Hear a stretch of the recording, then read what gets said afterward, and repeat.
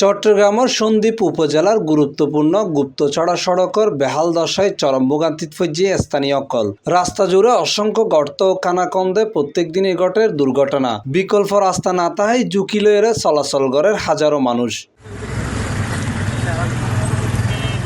সরজমিনে যাইরে দেখা গিয়ে সেনারহাটতন শুরু করে এনাম নাহান মুরফঞ্জত্ব রাস্তায় বিটুমি ও ইট পাথরের কুয়া উড়ি যাইরে সৃষ্টি হয়ে ছুড়ো বড় শত শত গর্ত।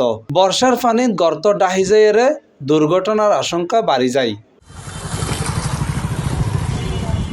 স্থানীয়সকলের অভিযোগ দীর্ঘদিন ধরে সড়ক সংস্কার নম নাই হন কার্যকর ড্রেনেজ ব্যবস্থাও, ফলে পানি জমিয়ে গর্ত আরো বিপজ্জনক হয়ে উঠি। এই কারণে সাধারণ মানুষ, রোগী ও শিক্ষার্থীসকলের ভোগান্তি পাইছি।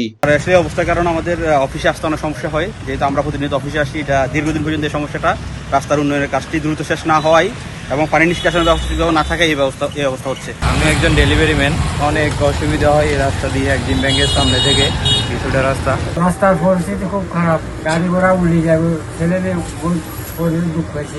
আমার নিজের চোখে দেখা, আমি এখানে প্রত্যেক দিন হাজারো মানুষ এই সড়ক দিয়ে উপজেলা পরিষদ, ব্যাংক, অফিস, আদালতত যাতায়াত করে। দ্রুত সংস্কারের দাবি জানাইয়ে ভুক্তভোগী অকল। সড়ক উন্নয়ন নইলে দুর্ভোগ আরো বাড়িব বলে আশঙ্কা করছে স্থানীয় অকল। এই যে রাস্তা ভাঙ্গা, মানে আমাদের গাড়ি চালাইতে অনেক গাড়ির ক্ষতি হইতেছে, জকের প্যাসেঞ্জারের অনেক কষ্ট দিয়েছে।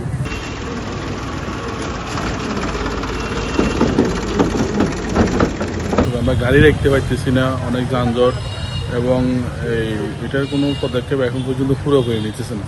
তো আমরা অনুরোধ করব প্রশাসনিকভাবে অতি দ্রুত যাতে করে এই সমস্যাটা সমাধান করা হয়। স্থানীয় অভিমত সড়ক উন্নয়ন হাজ দ্রুত সম্পূর্ণ নইলে দুর্ঘটনা ও ভোগান্তি আরো বাড়িব, যা জনদুর্ভোগের ভয়াবহ রূপ দিতে পারে।